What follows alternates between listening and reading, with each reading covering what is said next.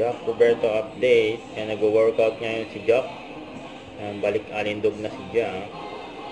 Dahil tumaba siya ng konti. Kaya kasama niya ang kanyang coach, Coach Mado. Lakas ni Jack, oh. Kaya tuloy-tuloy na yung pag-workout ni Jack. Pambansang abs yan, Jack Roberto.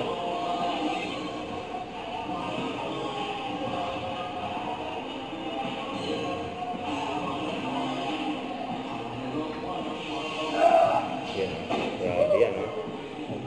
Lakas ni Jack, eh. Babati ni Jack. Hindi ka naman nagpaparamdam, birthday mo pala. Hindi ko alam na magkasunod kayo ni Boss Derek, pero happy birthday. Hindi ko nalaman. So, saan tayo kakain?